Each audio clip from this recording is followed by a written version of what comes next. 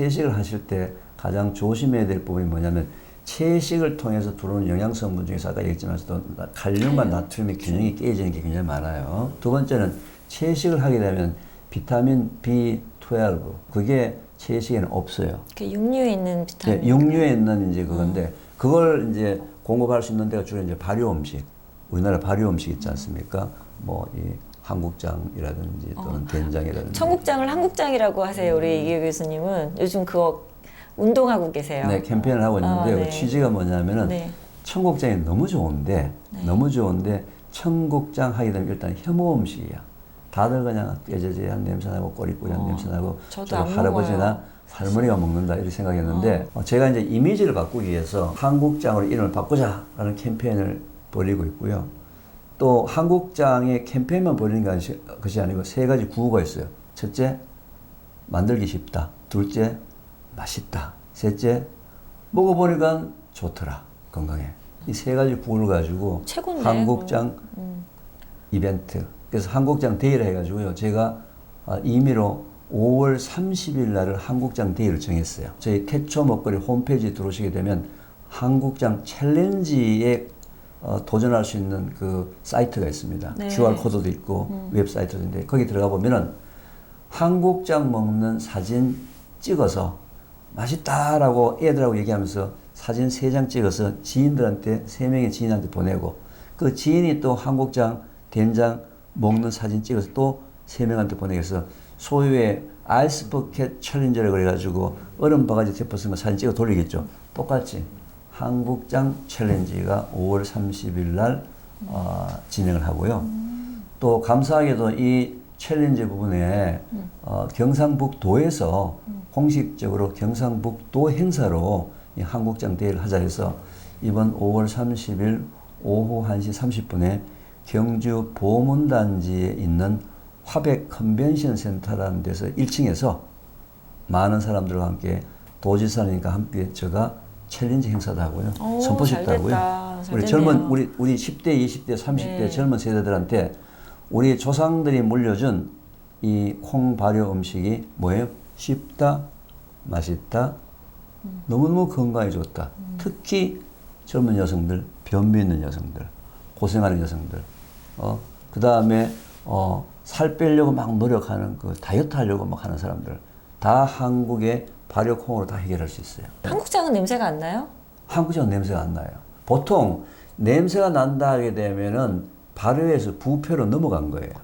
부패 냄새가 나는 그러니까요. 거. 저도 그래서 안 먹거든요. 네, 그래서 이제 제가 정부 연구 과정을 해가지고 부패가 되지 않도록 발효하는 기술을 다 그 연구를 했어요. 연구를 해가지고 냄새가 거의 안 나는데 이제 그냥 또 이렇게 청국장에 된장 또는 한국장이나 된장찌개 끓여놓고 초등학교 애들 보고 먹으러 가면 중학교 애들 보고 먹으러 가면 안 먹잖아요, 그죠? 안 먹을 거예요. 그래서 이제 제가 제형을 바꾸는 연구를 지금 벌써 3년째 현재 하고 있어요. 제형. 풋말로 만들거나 또는 환으로 만들거나 또는 뭐 빵으로 만들거나 쿠키로 만들거나 여러 가지 다양한 방법으로 접근하는데 최근에 가장 성공한 것이 쉐이크입니다. 한국장 쉐이크. 한국장 쉐이크. 그거 약간 고소할 것 같은데요? 고소해요. 한국장 분말. 네. 그다음에 두 번째가 시커멓게 익은 떨이용 바나나, 요거트. 요거 세 개를 믹서기에 한번 돌려버렸어요. 갈아요. 갈아가지고 네. 한번 마셔보세요.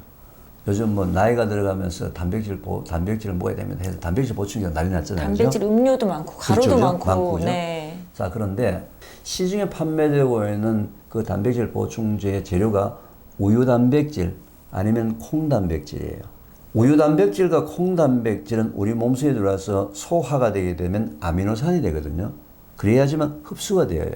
근데 우리가 그냥 우유, 콩을 두부로 먹거나 두유로 먹으면 콩 단백질이나 우유 단백질의 65%만 소화가 되고 35% 소화가 되지 않고 장으로 그냥 넘어가요. 35% 소화되지 않는 것 때문에 이 장이 좀 민감한 사람들은 두부나 우유를 먹으면 굉장히 안 좋아지는 사람이 많습니다. 저 소화가 안 돼요. 소화가 안 돼요. 네, 그렇죠? 그런데 이 콩단백질을 바깥에서 미생물들이 조각 내서 조각을 내는 과정을 발효라고 얘기하고요. 그렇게 만든 한국장과 된장에는 단백질이 95%가 소화 흡수됩니다. 거의 다 되네요. 거의 다 돼요. 거의 다 된대요. 거의 다 소화 흡수. 나머지 남은 5% 제가 태초 먹거리에서 알려주는 방법을 하면요. 100% 단백질이 내 몸속에 다 들어옵니다. 그래서 이제 시중에 판매되는 그 단백질 보충제를 이 젊었을 때 20대, 30대 근육을 키우려고 그걸 과량으로 장기간 먹는 사람이 많거든요. 선수들은, 프로들은. 네. 그 사람들은 대개 40대, 50대가 되면 장 건강이 매우 나빠져 있어요. 왜? 소화되지 않은 35%의 단백질이 계속 장을 어렵게 만들었단 말이죠. 근데 이제 단백질, 저희들이 이제 그 발효해가지고 콩 만든 단백질은 그 콩 발효하는 단백질은 단백질이 소화가 잘 된 단백질로만 되어 있는 게 아니라 그 속에 뭐가 있어요? 유익균. 발효되면 생기는 유익균. 발효되면 생기는 유익균이 그 속에 상상을 초월할 정도로 수백억 마리가 들어있다고. 네.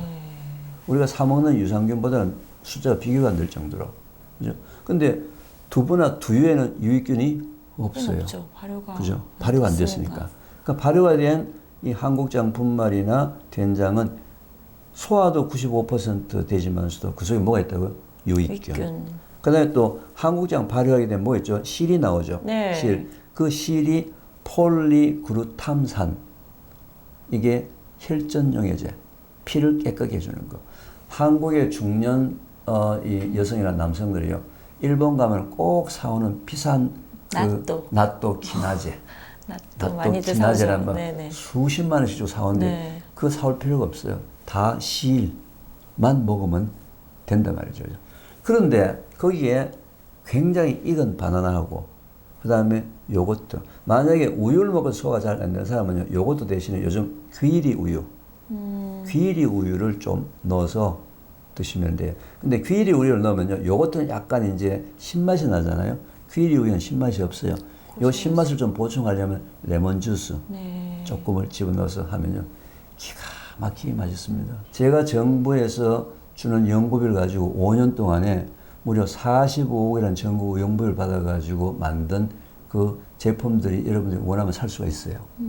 살 수가 있기 때문에 이제 그런 부분 가지고 하게 되면 그거는 특별히 이제 장 건강에 또 초점을 맞춰가지고 만든 기능성이 이제 좀 추가가 된 뭐 그런 이제 그 한국장 분말인데 너무 맛있어서 지금 이 그 명동하고 강남에 있는 카페에서 이제 메뉴로 지금 하려고 얘기를 현재 하고 있는 중이에요.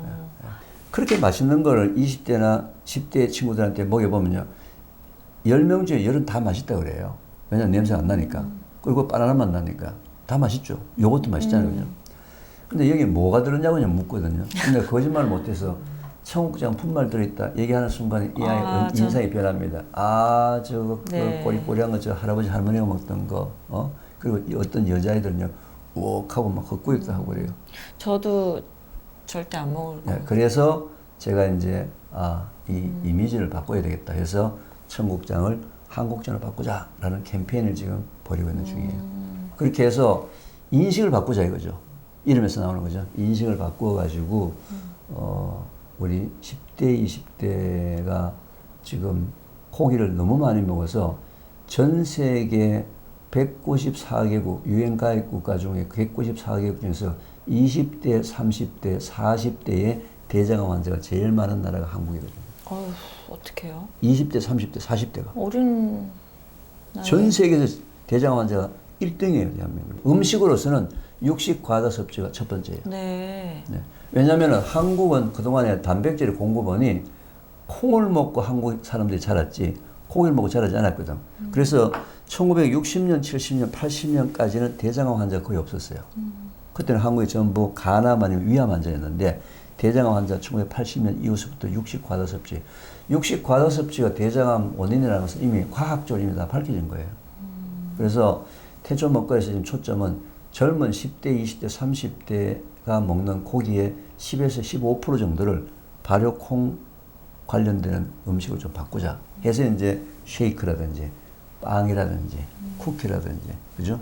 그래서 이제 뭐 이 한국장 분말을 넣었던 뭐 우유, 계란, 설탕, 버터가 들어가지 않는 맛있는 쿠키를 만들어 보려고 제가 제가 제빵 학원도 다녔어요. 진짜요? 교수님 그럼. 빵도 만드시네요. 그럼요. 그러면? 요즘 제가 쿠키도 만들고. 오. 그래서 물론 이것도 이제 제가 아마추어가 해보니까 얼마든지 우유, 계란, 설탕, 버터가 들어가지 않으면서 맛있는 빵과 쿠키를 만들 수 있더라고요. 이미 인터넷에 쳐보면은 네. 온라인으로만 매출이 벌써 20억, 30억 매출 올리는 회사가 많더라고요.